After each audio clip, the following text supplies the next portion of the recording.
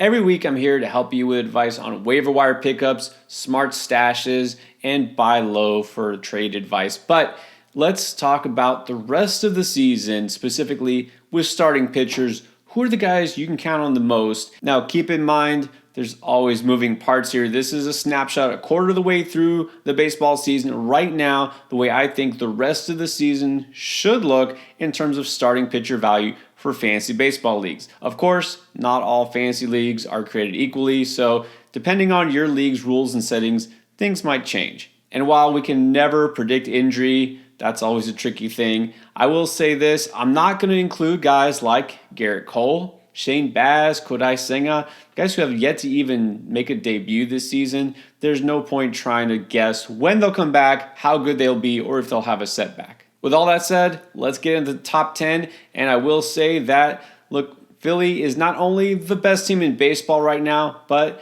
they have a pitcher who, in my rankings right now, hold down the number one spot, and they have 3 pitchers in the top 20. But besides that, I also want to give a shout out to Keith and all the Philly fanatics that are watching this. So here's the top 10, and number 1, I'm going with Zach Wheeler. Now, if you look at all the numbers, again, right now, a lot of pitchers made 9 to 10 starts, among those who have been around since opening day.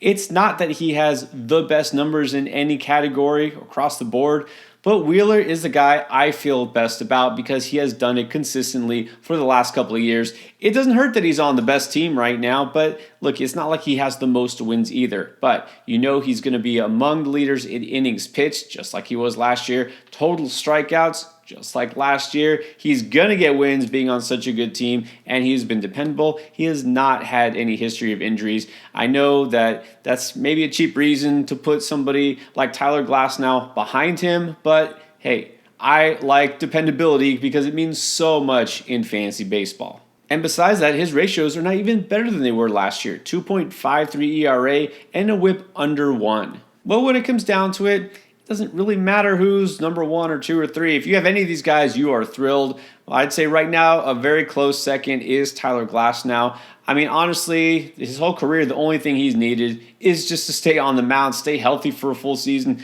And so, of course, now when nobody expects it, he's done it. Maybe he just needed to move out to California. Who knows? But playing for the Dodgers has done him some good. Obviously, the wins are there, but also he is now leading the majors in strikeouts.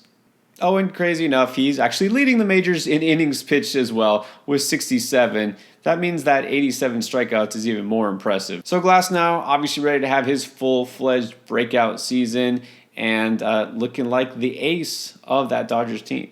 And a lot of people were in on the Tariq Skubal breakout this year, and it's happening. He's also a guy who has held up. Really, the only question with him was health because he's had some injuries as well. And look, I could argue that he could be second or first even, but it doesn't really matter at this point. Skubal has been an ace among ex-WOBA and ex-ERA leaders. And in fact, his expected stats are better than Glasnow. He's striking out a ton of batters. He's been good every time out. No questions here with Skubal. But maybe Shota Imanaga of the Cubs should be number 1 because he's actually pitched the best, because it's hard to beat an 0.84 ERA. Yeah, this deep into the season, still giving up less than 1 run per 9 innings. I mean, you've got to think at some point he might have a slightly disappointing outing. We'll see if it happens. And any of the concerns people had before the season started about him were completely unfounded. There was some talk that, well, maybe Wrigley Field wouldn't be great for him. He's somebody who can give up fly balls at times, maybe have a home run problem. He's only given up 3 home runs in 9 starts. And while he's not the hardest thrower, people thought maybe his strikeout numbers wouldn't be great, and yet he's striking out more than a batter per inning. I've gotten the question over and over again over the last couple of weeks, is Imanaga a sell high? And I think right now he's a sell no, not at all, because you've got one of the best pitchers in baseball. Don't spoil it. And before the season, I loved this Mariners rotation, and what we've seen so far this year has made me love it even more. I mean, what I like the best is that All of their guys are basically workhorses, and that has continued to be the case. I don't know even where to rank them. It almost doesn't matter. So let's just put them all there in a row. Got Luis Castillo, George Kirby, Logan Gilbert. Look, Kirby did have one or two bad outings, but other than that, he's been impeccable. I'm not even concerned about those blips. Castillo and Gilbert, both right now, top 15 in innings pitched. I think by the time the season ends, they'll both wind up being top 10. You're getting good strikeout numbers. Mariners haven't quite come around to the winning side as much as we thought they would. I mean, they are technically first in their division, kind of by default, but still, I think better times are even ahead for these pitchers. And I know Philly fans and fantasy owners of Ranger Suarez are probably looking at him saying, how can you have him down at number 10? I mean, there's a case to be made that he's been the best pitcher in baseball this year, at the very least one of the top 3 based on the numbers. I get that, but look, let's be realistic here. Always try to be the voice of reason. He is far exceeding his career marks, never really put up great whip, and he has posted career best in both strikeout and walk rates. Of course, he could keep that up. I just don't think he's going to keep it up to this extent. What we've seen from Suarez in the past is he's had some really great months. He's put together great stretches, but I just can't bring myself to think that he's going to have this type of dominant season all season long. And look, he's still top 10 here in these rankings among the best pitchers in the game. So I don't think this is any disrespect to put him above some of these other pitchers haven't mentioned yet, but still, I think he's legit in terms of the breakout. Seeing some changes he's made in terms of movement, especially on his off-speed stuff. Look, I'm buying into it, but I'm just saying I'm not putting him at the very top for the rest of this season. Now, the next 10, a lot of familiar faces. Guess who were drafted to be among the top pitchers in the game, so no surprises here. Kind of surprising maybe that Pablo Lopez isn't higher. Should have been a top 10 pitcher at this point. Hasn't pitched like it. ERA over 4. I've talked a lot about him lately, though. I still think right now is a perfect time to buy low. He's going to get better. His expected stats are better than his actual stats, but specifically ERA. His xERA is much lower. I think he'll be fine. He's still striking out a lot of batters. He's not walking many. So I'm really not worried about Lopez. And yeah, I do have him higher than probably a lot of other people. Right below him, Max Fried is another case where you've got to kind of throw the first couple of weeks out the window, especially in his case. You might remember first 2 starts of the season, he got absolutely rocked. I mean, it was uncharacteristic. We really thought there might be something legitimately wrong with him, like physically. But no, I just guess he wasn't ready for the season to start. Who knows? Ever since those first 2 starts got out of the way, he's pitched to a 2.01 ERA. He's just coming off a complete game. His lack of elite strikeout stuff keeps him out of the top 10, but still, this is a guy who's going to help your ratios and obviously in line for a lot of wins being in Atlanta. And I'd like to put Grayson Rodriguez much higher. He's somebody I've just been in love with since last year. I feel like he's got true ace potential.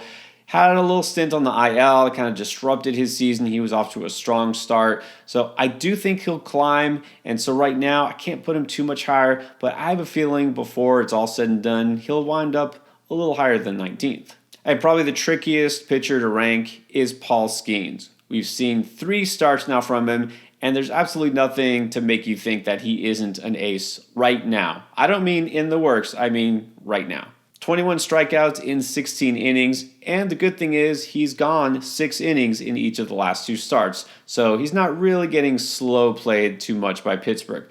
But the question remains, how many innings will he hit total by the time the year is over? Will he have the plug pulled on him and from us in fantasy before September's over? The same goes for his teammate Jared Jones, who's not much farther down in the rankings.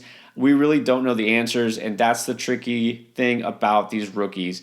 Paul Skenes also a very, very hard thrower, and it goes without saying. I did, to some extent, bake that risk with some of these pitchers in that, look, there's just more injuries with these harder throwers. But the good thing with Skenes is you should have zero concerns about his readiness for the majors and his ability. It's not just these striking out batters, but he's not walking batters. Only 4 walks in his first 3 starts. Now we're looking at group 21 through 30. Still a lot of quality names here, both veterans and youngsters. Let's start with Hunter Green, who, again, I've been all over this preseason, drafted him a ton.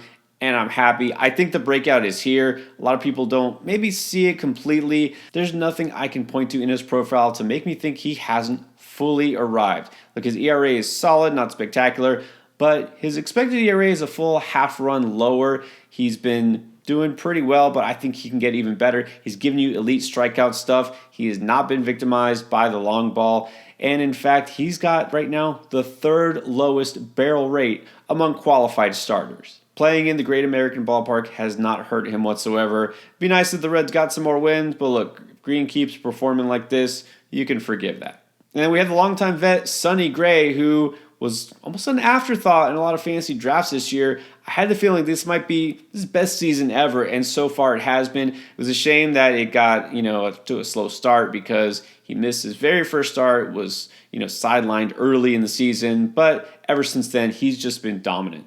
A 2.87 ERA, 1.04 whip, and a strikeout rate of 31%, which is far better than we expect from Gray. And I think the most criminally undervalued pitcher still in the game right now is Garrett Crochet. Look, I know he's with the White Sox, but still, he's managed to win 5 games because that's how well he's pitching, and his numbers really don't tell the full story because his 2.18 expected ERA is actually the lowest among qualified starters. His xWOBA among the lowest of all starting pitchers. He's got the third most strikeouts among all pitchers, and yet, for some reason, he is not even universally owned in fantasy leagues. I mean, Crochet has had as much of a breakout season as you can expect. Kevin Gausman, going the opposite way. I mean, you expected him to be in the top 10 here. Was drafted like an ace, has not pitched like an ace, so we talked about him a lot as well.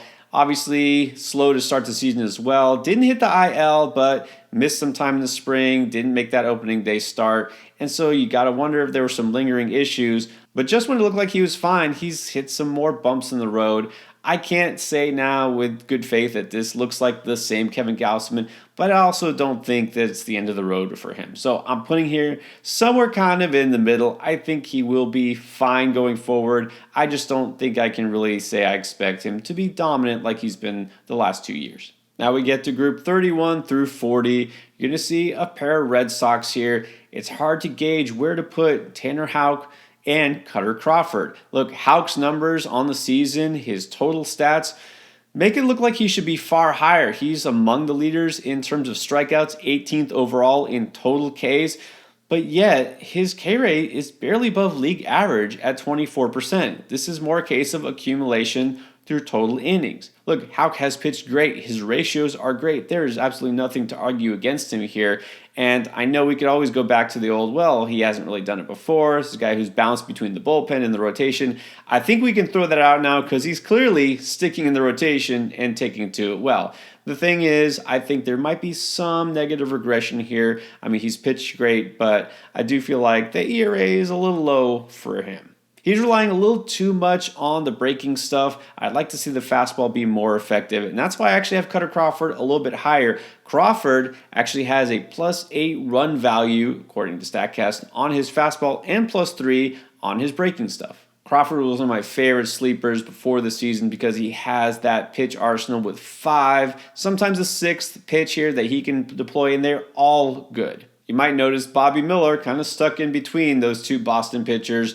Now, mentioned injuries at the top. It's really hard to know exactly what to expect from a guy who's barely pitched this year.